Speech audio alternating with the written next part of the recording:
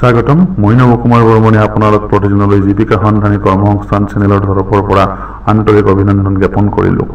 আমাৰ চেনেলযোগে নিয়মিতভাৱে নিবনুৱাসকলৰ বাবে চৰকাৰী তথা বেচৰকাৰী খণ্ডৰ নিয়োগ সম্পৰ্কীয় বা বাতৰি, স্বনিয়োজন সম্পৰ্কীয় তথ্য, নিয়োগ নিশ্চিত পাঠ্যক্ৰম আদি ভিডিঅ'ৰ মাধ্যমেদি প্ৰদৰ্শন কৰা হ'ব। আপোনালোকে নিয়মিতভাৱে আমাৰ এই ভিডিঅ'সমূহ পাই থকাৰ বাবে চেনেলটো ছাবস্ক্ৰাইব কৰি লোৱাৰ লগতে বেলৰ ছবিটো ক্লিক কৰি এনেবল কৰি ল'ব লাগিব।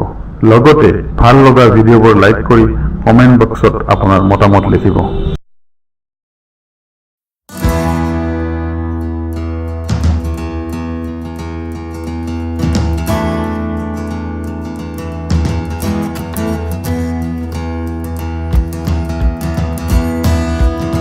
ভাৰত চৰকাৰৰ গৃহ বিভাগৰ অধীনস্থ ইণ্টেলিজেন্সি ব্যুৰোত সিকিউৰিটি এছিষ্টেণ্ট এক্সিকিউটিভৰ 1054টা পদ পূৰণৰ বাবে অৰ্হতাসম্পন্ন ভাৰতীয় নাগৰিক প্ৰাৰ্থীৰ পৰা আবেদন আহ্বান কৰিছে। প্ৰাৰ্থী নিম্নতম প্ৰৱেশিকা পৰীক্ষাত উত্তীৰ্ণ হ'ব লাগিব।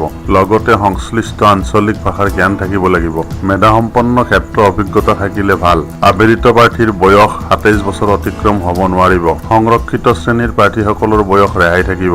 পদসমূহৰ 620টা পদ অসংৰক্ষিত, 187টা পদ অন্যান্য পিছপৰা শ্ৰেণীৰ বাবে, অনুসূচিত জাতিৰ প্ৰাৰ্থীৰ বাবে 160টা পদ আৰু অনুসূচিত জনজাতি প্ৰাৰ্থীৰ বাবে 87টা পদ সংৰক্ষিত। নিয়োজিত প্ৰাৰ্থীসকলে 5,200 টকাৰ পৰা 20,200 টকা পৰ্যন্ত লগতে 2,000 টকা গ্ৰেড পে লাভ কৰিব। তাৰোপৰি কেন্দ্ৰীয় চৰকাৰৰ বিভিন্ন বোনাছ লাভ কৰিব। অন্যান্য পিছপৰা শ্ৰেণী আৰু সাধাৰণ শ্ৰেণীৰ পুৰুষ প্ৰাৰ্থীসকলে 50 টকা পৰীক্ষা মাচুল অনলাইন পদ্ধতিত জমা দিব লাগিব।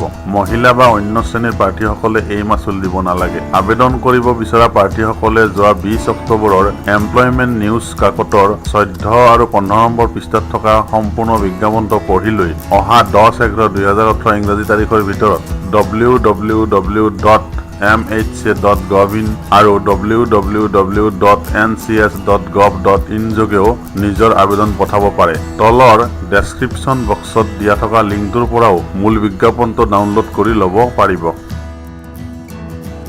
ভিডিঅ'টো চাই বাৰু আপোনাৰ কেনেকুৱা লাগিল?